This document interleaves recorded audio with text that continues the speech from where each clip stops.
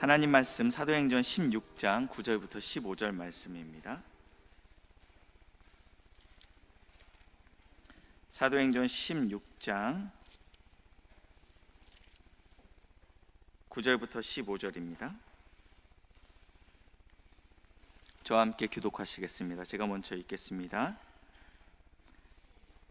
밤에 환상이 바울에게 보이니 마게도냐 사람 하나가 서서 그에게 청하여 이르되 마게도냐로 건너와서 우리를 도우라 하거늘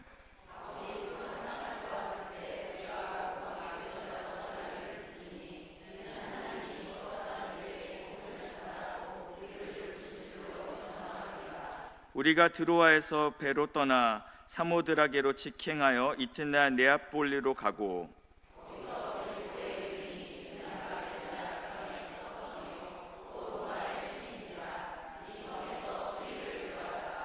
안식일에 우리가 기도할 곳이 있을까요? 문밖 강가에 나가 거기 앉아서 모인 여자들에게 말하는데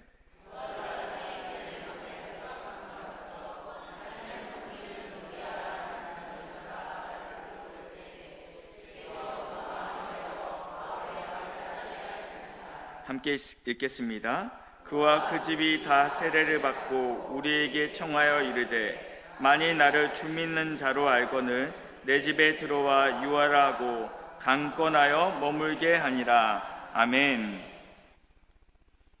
오늘 말씀은 오늘부터 새벽 예배 때 빌립보서가 이제 진행이 됩니다. 그리고 이제 다음 주 내내 빌립보서를 저희가 새벽에 묵상하게 됩니다. 그래서 오늘은 이 사도행전 16장은 빌립보 교회가 어떻게 세워지게 되었는지, 어떻게 시작되게 되었는지에 대해서 사도행전 16장을 통하여 함께 알아보려 합니다. 먼저 이 빌립보 교회는 2차 전도 여행 때 세워진 그 유럽의 첫 번째 교회입니다. 사도 바울의 2차 전도 여행은 굉장히 불안했습니다. 그 시작부터 불안했습니다. 왜냐하면 이 2차 전도 여행을 출발할 때 위로의 아들이라고 했던 바나바와 바울의 갈등이 생겼기 때문입니다. 이 바나바는 성품이 온화한 걸로 굉장히 유명합니다. 그런데 이 바나바와 사도 바울의 갈등이 있었다라는 것입니다. 이 갈등의 내용은요, 1차 전도 여행 때 중도에 포기했던 이 마가에 대한 것 때문에 갈등이 생겼습니다. 1차 전도 여행 때 이 마가가 힘들다고 도망가 버립니다. 그래서 사도 바울은 2차 전도 여행 때 이 마가를 데려가는 것은 옳지 않다라고 이야기했고, 바나바는 아니다, 데리고 가야 된다라는 문제로 의견 출동이 있었습니다. 그런데 문제는 이 다툼이 생각보다 심각했다라는 것입니다. 어느 정도로 심각했냐면요, 결국은 바나바와 마가가 따로 선교 여행을 출발하고, 그리고 바울과 실라도 따로 선교 여행을 가게 되었습니다. 하나님의 일을 감당함에 있어서 의견이 맞지 않을 때도 있습니다. 그러나 디모데후서 4장 11절에 가면요, 이 사도 바울의 옥중 서신 마지막 서신입니다. 이제는 하나님 앞에 부름을 받게 되었을 때 이 사도 바울은 마가를 내게 데리고 오라라고 고백합니다. 우리가 어떠한 사역을 같이 함에 있어서 의견이 안 맞을 수는 있습니다. 그러나 우리는 주 안에서 한 몸이고 가족입니다.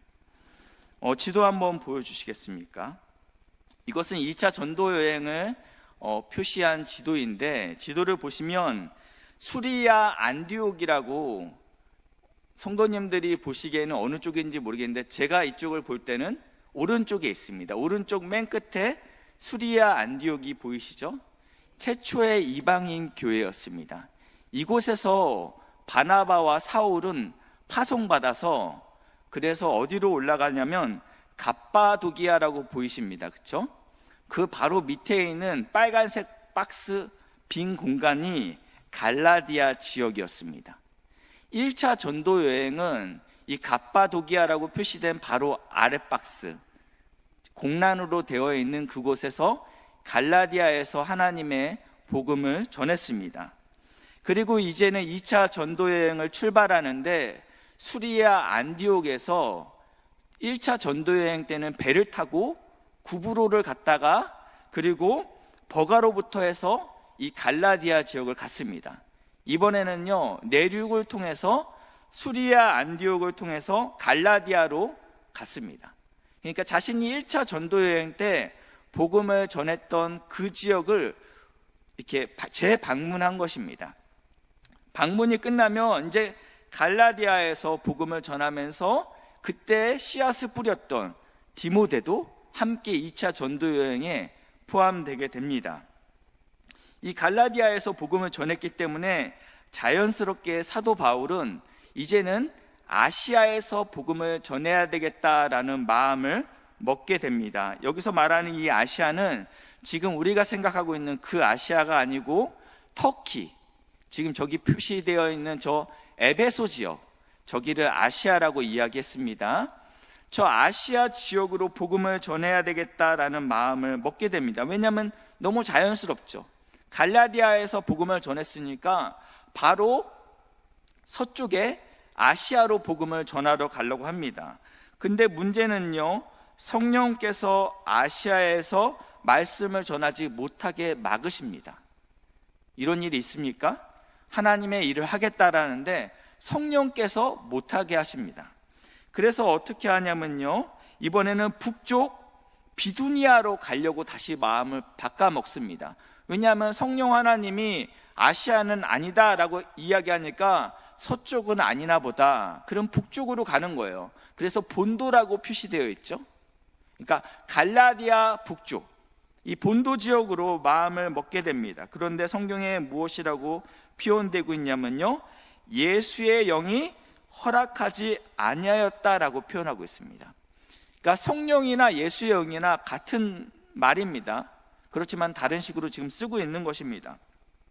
그러니까 사도 바울은요, 이 선교팀을 꾸리는 일부터 시작해서 선교지 하나도 자기의 뜻대로 되는 것이 없다라는 것입니다. 1지망 아시아, 근데 떨어졌어요. 2지망 본도, 그것도 떨어집니다.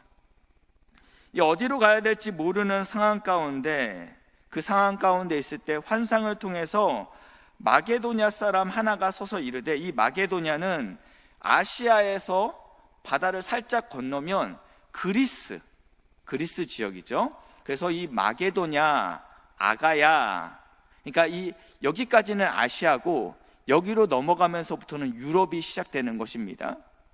근데 이 환상 가운데 마게도냐 사람이 와서 우리를 도우라라고 손짓하고 부른다라는 것입니다. 그래서 여기까지 지도를 보여주시면 되고요. 사도행전 16장 10절 말씀인데요, 같이 읽겠습니다. 시작.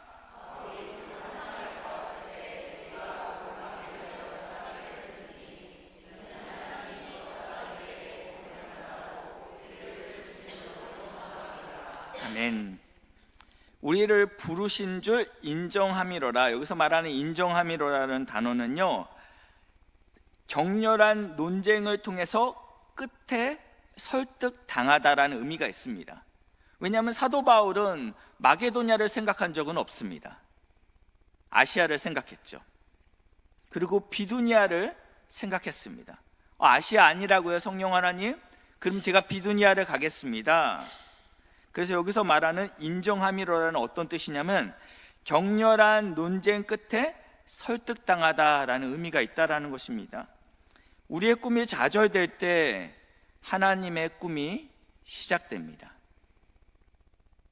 찬양 가사 중에 이런 가사가 있습니다.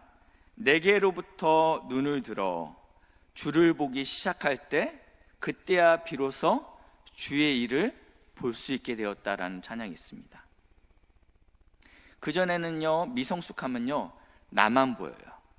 내 감정이 중요하고 내 생각이 중요하고 내 의지가 중요합니다. 내 꿈이 곧 하나님의 꿈입니다.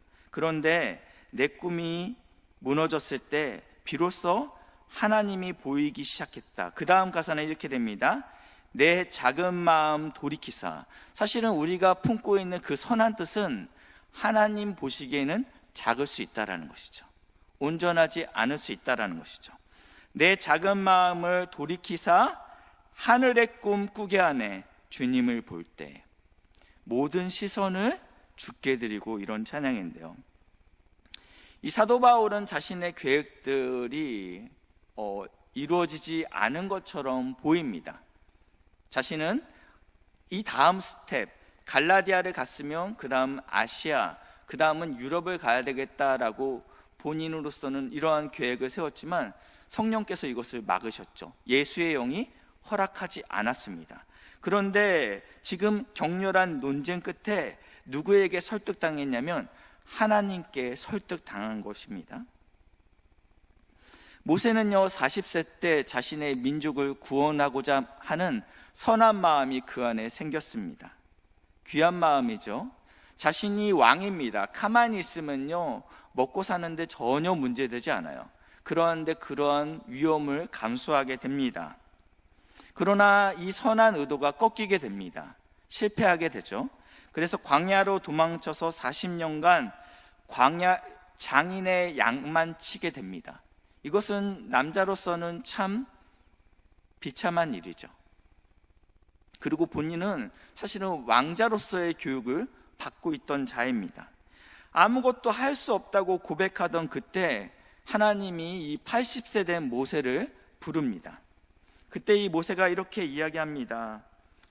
내가 누구입니까? 나는 아무것도 아닙니다, 하나님. 두 번째, 하나님이 저를 보낸다 하더라도 그들은 저를 믿지 않을 것입니다. 그러니까 하나님께서 네 손에 들린 것이 무엇이냐? 지팡이를 던지라, 뱀이 되게 하고 손을 넣어봐라, 그랬더니 손에 나병이 걸리게 하고 이제 믿게 될 것이다.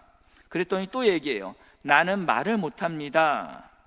그랬더니 하나님께서 누가 너의 입을 지었느냐라고 말씀하시죠. 그러니까 주여 보낼 만한 자를 보내소서.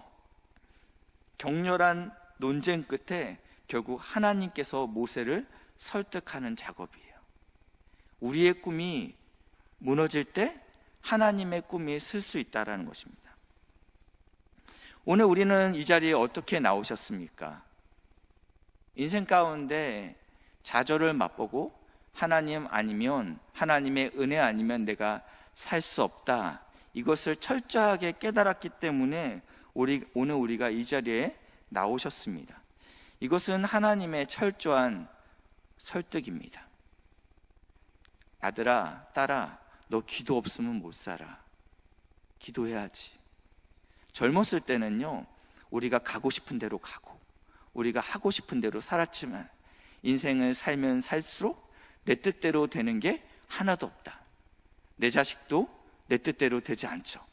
어떠한 것도 내 뜻대로 되지 않을 때 우리는 하나님의 그 기나긴 설득 끝에 하나님 살려달라고 이 자리에 나오신 것이죠. 이것을 깨닫게 되면 다 깨닫게 된 것입니다. 이것을 깨닫게 되는 은혜가 사랑하는 우리 중고등부, 우리 청년들에게 있게 주님의 이름으로 축복합니다. 이렇게 두 번의 거절을 당했습니다. 사도 바울은 자신이 원하는 1지망, 2지망대로 가지 못했습니다.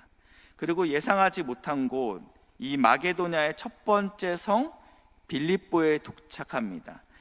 첫 번째 성이라는 것은 이 마게도냐 지역에 대표되는 성읍이라는 뜻을 가지고 있습니다. 이곳은요, 로마 제국에 의해서 재개발된 도시입니다. 로마 제국에 의해서 재개발된 도시였는데 로마의 황제가 이곳에 퇴역 군인들을 이주시켰습니다. 이들은 로마 시민권자들입니다. 그래서 이들은 로마의 시민으로서의 자부심이 굉장했습니다. 그래서 이 빌립보를 역사학자들은 이렇게 이야기합니다. 작은 로마다라고 이야기했습니다. 이 빌립보는 로마의 모든 정치와 문화와 모든 통치 방식이 그대로 재현되는 곳이다라는 의미가 있다라는 것입니다. 바울이 선교 여행을 하면요, 패턴이 있었습니다. 주로 회당을 먼저 찾게 됩니다. 유대인들은 10명 이상, 유대 남성이 10명이 있다면 어느 지역이든 회당을 만들었다고 합니다. 우리 한국인들도 10명 정도 모이면 한인교회가 있죠.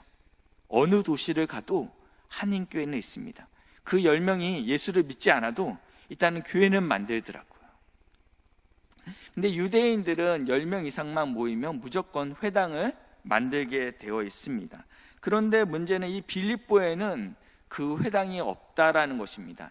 이 말씀은 무슨 말씀이냐면 하나님의 구약 성경을 알고 그리고 하나님을 경외하는 이방인을 포함해서 유대인들이 10명이 되지 않았다. 이 소리는 어쩌면 한 명도 없는 도시라는 의미도 됩니다. 그래서 이 사도 바울은 어떻게 하냐면요, 회당이 없으니까 내가 어디서 기도해야 될까라는 생각에 들어서 지금 기도처서를 찾게 됩니다. 사도행전 16장 13절 말씀인데요, 제가 먼저 읽습니다. 안식일에 우리가 기도할 곳이 있을까요? 문 밖 강가에 나가 거기 앉아서 모인 여자들에게 말하는데, 14절입니다. 시작.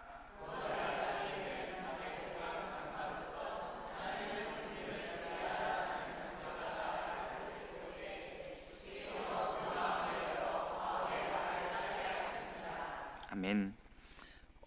기도할 곳을 찾다가 지금 나갔는데 거기서 만난 여인이 있는데 두아디라 시에 있는, 이것은 아시아에 있는 7교회 중에 한 도시입니다. 이 사도 바울은 복음을 아시아에 전하고 싶었는데 성령 하나님께서 막으셨는데 이 빌립보에서 아시아 출신의 여성을 만나게 됩니다.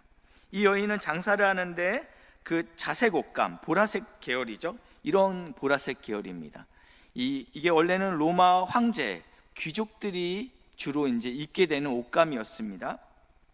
이것을 장사하는 사람이었습니다. 그러니까 굉장히 고가의 물품을 취급하는 여인이었죠.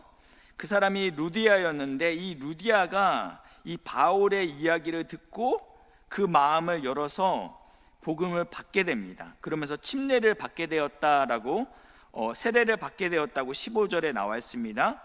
그 집에 다 세례를 받고 우리에게 청하여 이르되 만일 나를 주 믿는 자로 알거든, 내가 이제 예수님을 믿게 되었는데 당신도 그렇게 생각하거든, 내 집에 들어와 유하라 강건하여 머물게 하니라.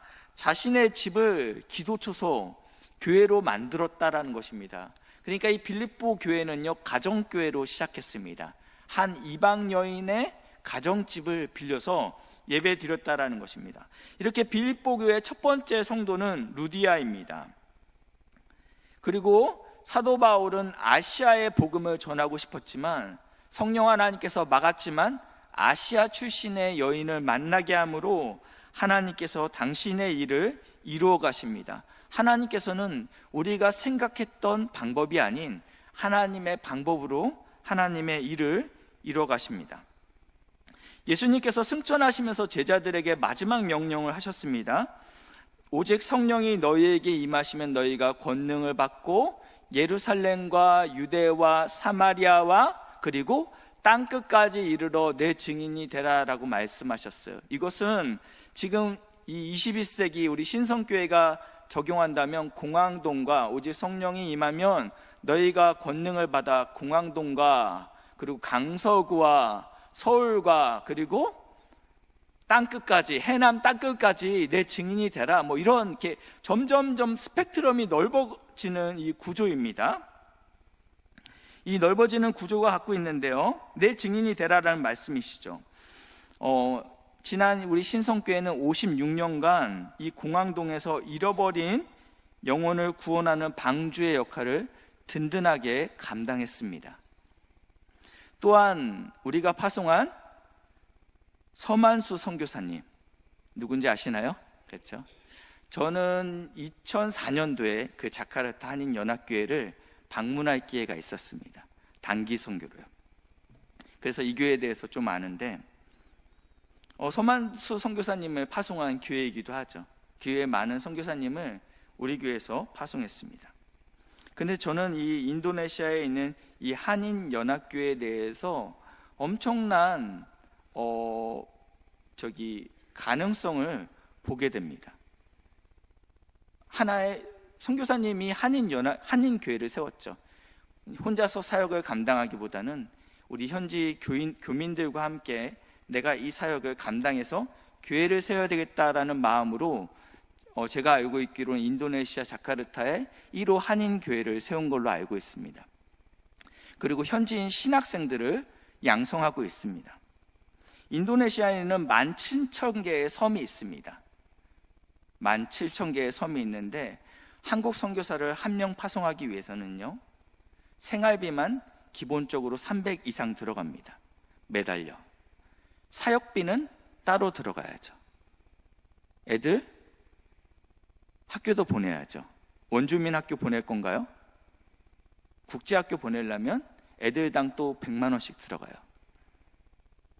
선교사를 보내지 말아야 된다는 소리가 아니고요, 선교사님이 홈스쿨링을 시켜도 숨만 쉬어도 매달 300씩 들어간다라는 거예요. 우리가 17,000교회에다가 매달 그렇게 보낼 수 없잖아요. 근데 이 목사님께서 현지인들을 신학교육을 시킵니다.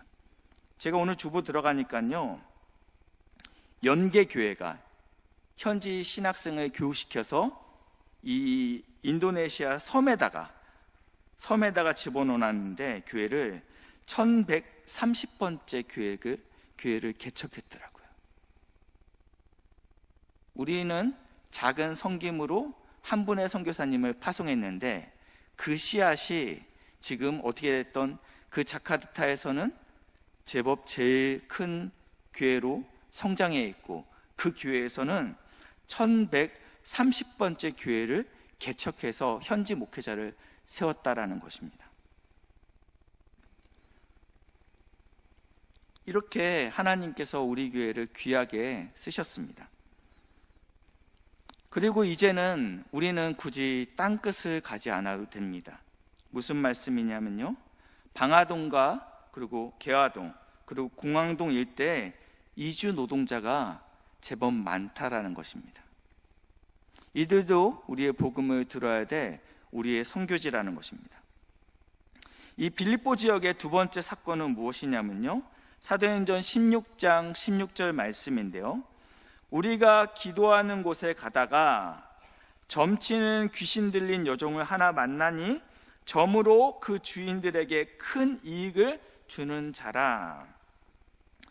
이 여인은 신내림을 받은 여인이었습니다. 여종이었는데 자유민이 아니었죠. 그에게는 주인이 있었는데 한 명이 아니라 여러 명의 주인이 있었다라는 것입니다. 땅도요, 우리 오피스텔도 큰 것은요, 그 주인이 여럿이 있을 수 있잖아요. 한 사람이 사기 부담스러우면요. 근데 이 여종이 그랬던 것 같아요. 몸값이 비쌌던, 왜냐하면 꽤 점을 잘 맞췄던 여종이었습니다. 그래서 여러 명이 이 사람에게, 죄송합니다, 이 여인에게 빨대를 꽂고, 이 여인이 점치면 그 돈을 나머지 주인들이 이렇게 나눠 가지는 분위기였습니다. 근데 문제는요, 이 여종이요, 저희가 16절 읽었는데 우리가 기도하는 곳에 가다가 라고 표현되고 있습니다. 기도하는 곳에 가다가 점치는 여종이 만나는데, 그때부터 이 여종이 이 사도 바울의 일행들을 따라다니면서 이렇게 외쳤다라는 것입니다. 지극히 큰 하나님의 사람이다 라고 외쳤다라는 것입니다. 이것은 틀린 말은 아니죠. 맞는 이야기죠. 지극히 큰 하나님의 사람입니다. 오히려 이 이야기는 어떻게 보면 선교에 도움이 될 것처럼 보입니다. 그렇죠? 왜냐하면 신기가 있는 여인이 사도 바울을 쫓아다니면서 하나님의 종입니다 라고 같이 외치고 다니니 이것은 공짜로 광고해 주는 거나 다를 바 없습니다. 이것은 정확한 증거입니다. 그런데 문제는 그 다음입니다. 사단도요, 광야에서 말씀으로 공격했다라는 것입니다. 무슨 말씀이냐면요, 진리는 진리일 수 있습니다. 근데 그 진리에 사랑이 없으면, 그 진리가 넘어뜨리는 진리면 이것은 사단적이고 마귀적이라는 것입니다. 제가 이번 새벽에 무슨 일인지 모르겠는데 아내한테 이렇게 이야기했어요. 무슨 얘기를 했어요? 기도나 하세요. 잘 들으세요. 틀린 말이 아니에요. 기도해야죠. 그렇죠? 저는 지금 진리를 가지고 저희 아내의 입을 다물게 했어요. 어떤 말씀인지 알겠죠? 지금 이 귀신 들린 여인은 틀린 얘기를 한 것이 아닙니다. 진리를 얘기했어요. 지극히 큰 하나님의 종입니다. 그리고 사단도 광야에서 말씀을 가지고 예수를 넘어뜨리려 했다라는 것입니다. 담임 목사님께서 주일날 2가지 시험이 있다라고 말씀하셨습니다. 첫 번째는 사단이 주는 시험, 두 번째는 하나님이 주는 시험. 근데 목적 자체가 달라요. 사단은 넘어뜨리려고 하는 거고 망하게 하는 것입니다. 근데 하나님은 이 시험을 통과해서 우리가 바로 서길 원하시는 그 사랑하는 마음이 이 안에 있다라는 것입니다. 귀신의 목적은 복음 전파의 목적이 있는 것이 아닙니다. 방해와 혼란을 주기 위한 것입니다. 예, 아군과 적군을 구별하지 못하게 만드는 그러한 계책이죠. 그리고요, 이 귀신의 이러한 전략은 진정한 회개와 믿음이 아니라 호기심만 불러일으킨다라는 것입니다. 다시 한번 말씀드립니다. 귀신의 이러한 전략은 우리를 진정한 회개로 이끌지 않고 우리를 호기심으로 이끈다라는 것입니다. 한국교회 10년 전, 20년 전에 금리빨 사건이 있었습니다. 기억하시나요? 아마 모르실 수도 있을 것 같아요.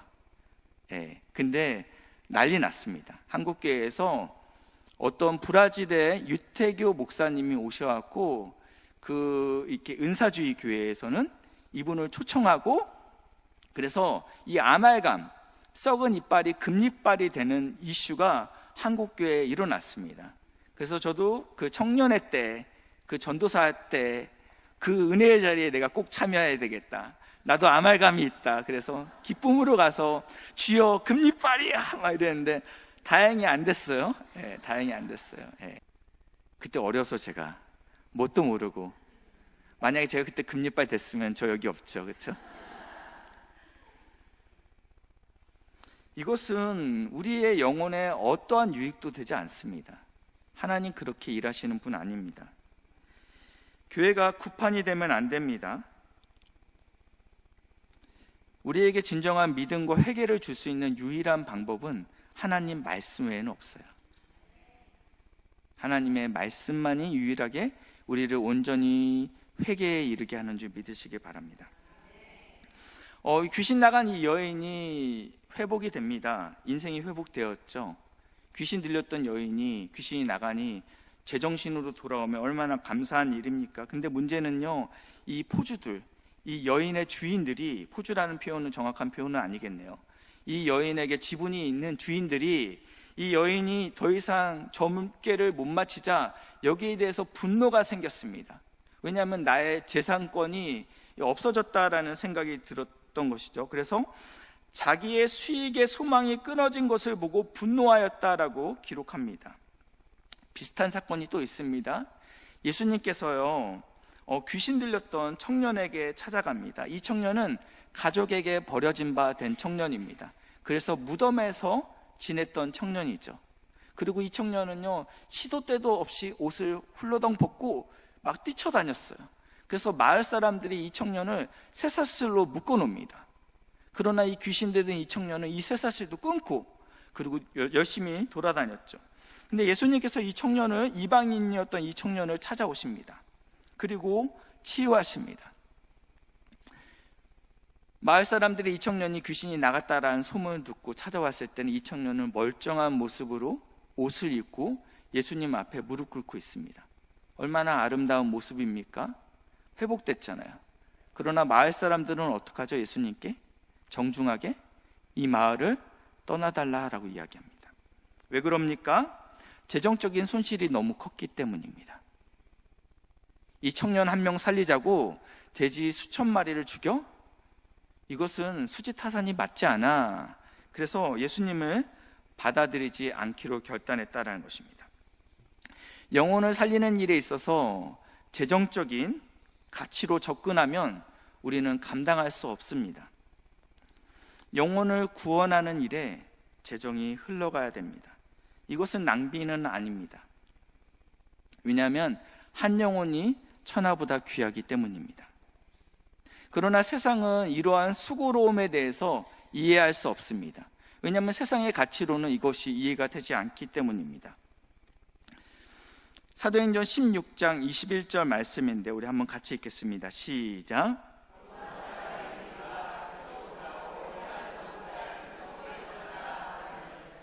네, 우리는 로마 사람입니다. 얼마나 여기에 대한 프라이드가 있었던 것 같아요. 우리가 로마 시민인데 너희의 그러한 풍속은 우리는 받아들일 수 없다라고 이야기하는 것입니다. 왜냐하면 세상의 가치로는 이것은 너무 과소비이기 때문입니다. 우리는 이것을 거룩한 낭비라고 부릅니다. 그러나 정말 거룩한 낭비는 누가 하셨죠? 하나님의 아들 예수가 인간의 몸을 입고 이 땅에 오신 것이 가장 거룩한 낭비이죠. 그리고 그 예수가 우리를 위하여 십자가에 못 박히신 것이 가장 큰 거룩한 낭비입니다. 이 작은 로마라는 자부심이 가득했던 이 빌립보라는 도시, 하나님 나라의 가치관을 거부합니다.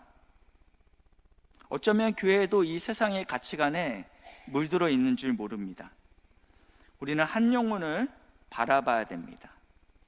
한 영혼을 어떻게 바라봐야 되냐면 하나님이 자기 형상 곧 하나님의 형상대로 사람을 창조하시되 남자와 여자를 창조하셨다라고 말씀하고 있습니다. 우리는 모든 인격체는 하나님의 존귀한 형상이라는 믿음을 가지고 바라봐야 된다는 것입니다. 이 귀신 들린 여인을 사도 바울은 그렇게 바라봤고요, 예수님께서도 거라사 광인을 그런 식으로 바라보셨습니다. 이제 우리 한국 사회는 더 이상 단일 민족이 아니라고 합니다. 지방에서 목회하는 친구분의 이야기를 들으니까 그 초등학교에 이제 이 목사님의 자녀가 다니는데요, 그 반에 4명 중 3명은 다민족, 다문화 아이들이라고 합니다. 이 목사님의 아들은 그 반에서 한국 사람 중에서 친구가 없는 거예요. 더 이상 우리나라는 단일 민족이 아니죠. 우리가 그들을 업신이 여기고 거부할 것입니까? 이제는 그들이 하나님의 형상임을 기억하고 하나님께서 우리에게 허락하신 이곳이 우리의 선교지다라는 생각이 있어야 된다는 것입니다. 우리 안에 있는 이주민들, 장애우들, 하나님께서 우리에게 허락하신 한 영혼들입니다. 그들도 하나님의 존귀한 형상이죠. 이러한 가치관이 우리 안에서 실현돼야 된다는 것입니다. 이러한 가치관대로 살았더니 사도 바울과 이 실라에게는 어떠한 어려움이 찾아왔냐면 그들은 옷이 찢기고 살점이 떨어져 나가도록 매를 맞았다라고 성경에 기록되어 있습니다. 매를 맞았는데 옷이 찢기도록 매를 맞았다. 이 로마에서 하는 채찍은요, 그 예수님을 때렸던 그 채찍에도요, 그냥 채찍이 있었던 게 아니라 살점이 뜯어 나가서는 동물의 뼈 조각들이 붙어 있었습니다. 그렇기 때문에 회초리를 채찍을 때리면 휘어 감고 당기면 이 뼈 조각이 살점을 뜯어냈습니다. 그렇기 때문에 지금 이 로마의 이 형벌, 지금 옷이 찢어졌다라는 것은 옷을 뚫고 이 날카로운 것들이 이 안을 들어왔다라는 것입니다. 이미지 한번 보여주시겠습니까? 그리고 나서 성경은 이렇게 이야기하고 있죠. 이들이 지금 감옥에 갇혔는데 사도행전 16장 25절 말씀인데요, 한밤중에 바울과 실라가 기도하고 하나님을 찬송하며 제수들이 듣더라라고 이야기하고 있습니다. 이 저 착고를 차고 굉장히 불편한 자세로 있는데, 그리고 몸이 고단한데 한밤중에라고 표현하고 있습니다. 캄캄한 한밤중에 바울과 실라가 무엇을 했다고 이야기하냐면 기도를 했다라고 이야기합니다. 어떠한 기도를 했을까요? 하나님, 제가 그래서 아시아로 간다고 했죠. 왜 아시아로 가는 걸 막으셔갖고 이러한 고난을 당하게 합니까? 제가 주님의 뜻대로 순종했는데 왜 내게 이런 일이 일어나는 겁니까? 가장 큰 어려운 것은 무엇이냐면요, 해석되지 않는 고난이 가장 고통스럽답니다. 이 고통의 이유를 알면 견딜 수 있겠는데 이 고통의 이유를 모르는 거예요. 나에게 찾아온 이 불치병, 가난, 망함, 이런 것들이 해석이 되지 않는 거죠. 내가 하나님의 나라를 위해서 애쓰고 수고했는데 이 어려움은 어떤 뜻이지? 해석되지 않은 고난이 가장 고통스럽다. 지금 내가 주님의 뜻을 따라서 이 땅에 왔습니다. 이 빌립보 지역에 왔고 하나님의 복음을 전했습니다. 그런데 주님, 나에게 이러한 고난이 웬 말입니까? 라고 이야기할 수 있죠. 그리고 나서 아마 이렇게 기도했을 거라는 생각이 들어요. 이미지 내려주십니다. 우리를 구원하소서. 이 감옥에서 건져 주십시오. 나의 이 문제를 주님 해결해 주십시오. 만약에 이렇게 기도했다면 큰 지진이 일어나고 묶였던 착고가 풀렸을 때 어떻게 해야 돼요? 할렐루야, 뛰쳐나가야죠. 그렇게 기도했다면요. 그렇죠? 왜냐하면 기도 응답이니까요. 그렇게 했다면 어떻게 됐을까요? 간수장은 자살했겠죠. 때로는요, 할 수 있지만 안 하는 게 필요합니다. 이 일로 인해서 간수장이 죽는다면 하지 말아야죠. 그렇죠? 그러나 바울은 그렇게 기도하지 않았던 것 같아요. 만약에 그렇게 기도했으면 이거는 주님의 뜻이다 믿고 나갔을 거니까요. 그럼 바울은 무슨 기도를 했을까요? 이 빌립보에는요, 총 3번의 기도가 나옵니다. 첫 번째는 13절에 나와요. 이 사도 바울이 이 빌립보에 도착했을 때 안식일에 기도할 곳을 찾으러 갔습니다. 그때 누구를 만나죠? 루디아를 만납니다.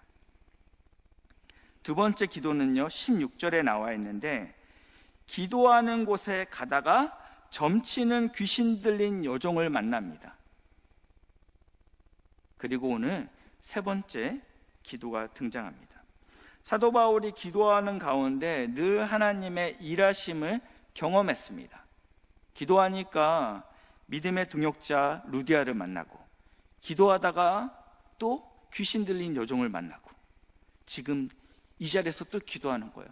하나님, 당신은 선하십니다. 지금의 상황을 이해할 수 없지만 당신을 신뢰합니다. 당신께서 이 일 가운데 어떻게 일하실지 제가 보기 원합니다 라고 기도합니다. 예수님도 제자들에게 이렇게 말씀하십니다. 시험에 들지 않게 깨어 기도하라 라고 말씀하시죠. 기도하면 시험에 들 문제가 해결된다라고 이야기하지 않았습니다. 기도할 때 시험을 이길 힘도 생긴다라는 것입니다. 기도할 때 고난의 이유가 깨달아진다라는 것입니다. 왜냐하면 오늘 성경에 보니까 사도 바울이 바울과 실라가 기도하다가 찬양했다라고 표현을 되어 있죠. 우리는 기도는요, 어렵고 힘들고 고통스러울 때 기도하죠. 죽을 것 같을 때 기도하잖아요. 그리고 찬양은 언제 하죠? 기쁠 때, 감사할 때 하는 것이죠. 지금 사도 바울은 기도하다가 하나님을 찬양했다라고 이야기합니다. 아유, 길어지는데 어떡하죠? 큰일 났네. 어떡하죠? 이 얘기를 해야 되는데 하지 말라는 뜻으로 알고 안 하겠습니다. 네. 아직 찬송할 때는요, 아직 옥문이 열리지 않았습니다. 아직 문제가 해결되지 않았어요. 그러나 이것은 영적인 원리죠. 영적인 원리입니다. 찬송가 370장 1절에 보시니까요, 주 안에 있는 나에게 딴 근심 있으랴, 십자가 밑에 나아가 내 짐을 풀었네. 무슨 말씀이에요? 나에게 근심이 있어요. 그 문제를 어디 가서 푸냐면 십자가 앞으로 가져가는 거예요. 주님, 죽을 것 같아요. 2절은요, 그 두려움이 변하여 내 기도가 되었다. 그렇죠? 두렵잖아요. 두려움은요, 그게 기도가 되는 거예요. 하나님, 저 좀 살려주세요. 하나님, 제가 이 고난 가운데 있는데 이유를 모르겠어요. 전날의 한숨이 변하여서 이제는 그게 노래로 승화되는 거예요. 이게 바로 놀라운 신비입니다. 우리의 이 고난의 문제는 반드시 하나님 앞에 기도로 가지고 나와야 됩니다. 그리고 하나님께서 이것을, 이 고난의 신비, 왜 내게 이러한 어려움이 찾아왔는지, 내게 이 알 수 없는 아픔이 찾아왔는지 하나님께서 딱 깨닫게 순간은 주님 그거였군요. 그래서 주님을 찬양하는 거예요. 지금 사도 바울과 실라가 지금 이렇게 하는 거예요. 누가 봐도 이것은 미친 짓입니다. 이해가 되지 않죠. 그러면서 이 찬송가의 후렴은 계속 이거죠. 주님을 찬송하면서 할렐루야 할렐루야, 내 앞길 멀고 험해도 나 주님만 따라가리. 이게 우리의 해결되지 않는 문제, 아픔, 어려움, 이걸 가지고 우리가 이 자리에 나오시지 않았습니까? 근데 하나님이 사랑하는 딸, 사랑하는 아들아, 이 문제가 왜 너희에게 필요한지 내가 깨닫게 해주시겠다라는 그 얘기 한마디 들으면요, 사실은 우리는 고난 가운데 하나님을 찬양할 수 있다는 것입니다. 이것은 누가 알려줄 수 있는 게 아닙니다. 우리가 깨달아야 됩니다. 하나님을 통해서요. 이건 저를 통해서 깨달을 수 있는 게 아니에요. 저도 하나님께 직접 들어야 되는 것이고, 이곳에 계신 사랑하는 우리 귀한 동역자 여러분도 하나님께 이 음성을 직접 들어야 됩니다. 이것은 옆에서 보면 미친 것 같습니다. 이 바울과 실라가 기도하다가 찬양했을 때 이것을 본 다른 죄인들은 쟤는 왜 저래? 너무 맞아서 정신이 나갔구나. 지금 이 상황이 찬양이 나오는 상황이야? 이해할 수 없죠. 근데 하나님이 허락하신 이 고난의 이유가 깨달아지면 찬양이 터져 나오는 것입니다. 하나님의 성품이 믿어지는 것입니다. 하나님의 크심도 믿어지는 거예요.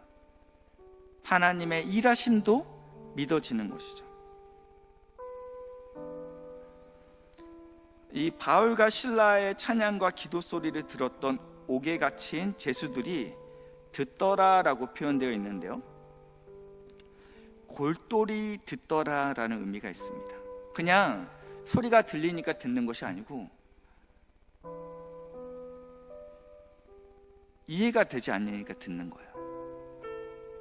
너무 궁금하거든요. 다 죽어가는 쟤네들이 제 입술에서는 왜 감사가 나오는 것인가? 저 입술에서는 왜 승리의 고백이 나오는가? 궁금해서 경외감이 드는 것이죠. 그러니까 옥문이 열렸을 때, 착고가 풀렸을 때 사도 바울과 실라만 풀렸나요? 아니면 거기 있던 죄인들도 다 풀렸나요? 다 풀렸어요. 사도 바울이 안 나가는 건 이해가 돼요.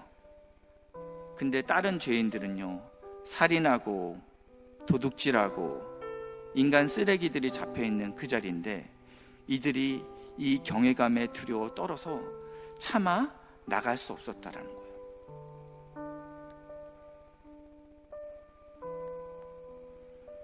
왜냐하면 이 일이 된 것이 저들로 인해서 된 거라는 그러한 확신이 이들 안에 들어왔기 때문에 압도감이 찾아왔다라는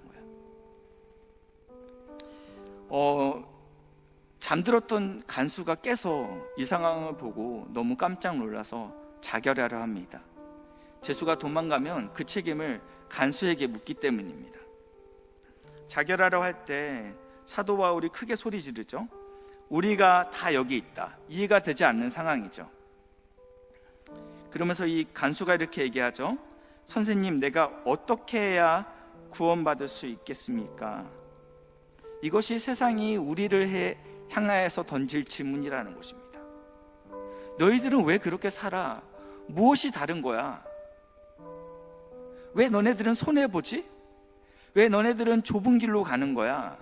왜 너네들은 남들이 가지 않는 그 십자가의 길을 가는 거야? 도대체 무엇이 다른 거지? 너희들은 왜 감사가 넘치지? 너희들은 왜 사랑하지? 그것이 세상이 우리에게 해야 될 질문이라는 것입니다. 그때 우리가 할 수 있는 대답은 이것이죠. 사도행전 16장 31절인데요. 이르시되 주 예수를 믿으라. 그리하면 너와 내 집이 구원을 받으리라. 아멘. 하나님께서 우리를 그렇게 부르셨습니다. 이 빌립보 교회는 사도 바울이 이렇게 고백해요. 너희들은 내 심장에 있다.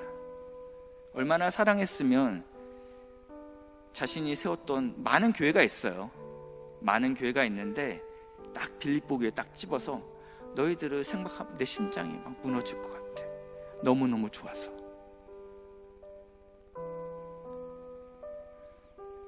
오늘 하나님께서 우리 신성교회를 향해서 내가 너희를 생각할 때 내 심장이 뜨겁다, 고맙다, 너가 나의 이름을 높여줘서 참 고맙다라는 이야기를 하나님께서 우리를 통해서 듣기 원하신다라고 생각이 듭니다.